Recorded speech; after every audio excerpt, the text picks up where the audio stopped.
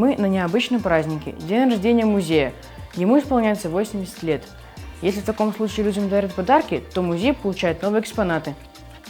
В доме музея Ленина открылась новая выставка «Семья Базилевых в судьбе исторического дома». Многие экспонаты получены в дар от различных организаций и частных коллекционеров.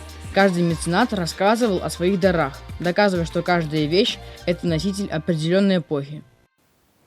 Как жили уфимцы век назад в нашем городе, чем интересовались, что покупали в магазинах – все это можно воссоздать, посетив эту выставку.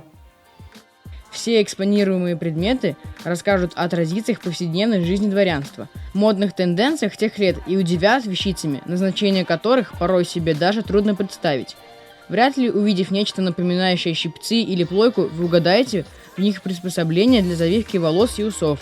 Чего стоит оригинальный счет из магазина Сахарова? Интересно узнать список покупок небедного господина, который явно зашел перед каким-то дружеским вечером. А о чем пишут в газете «Вестник Уфы» от 1907 года? А какое меню предлагал своим гостям один из дореволюционных ресторанов Уфимской губернии? В каких коробках продавали конфеты, хранили чай, какао и приправы?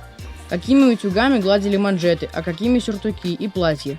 Какие часы брали с собой в карету, а какие висели в доме? Как выглядела посуда, подсвечники и умывальники, которыми пользовались дворяне на рубеже 19 и 20 столетия?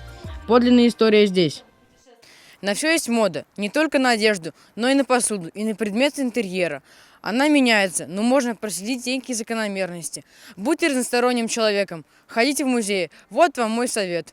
Алексей Ефимов, Ильнар Бигбов, специально для Горы новостей.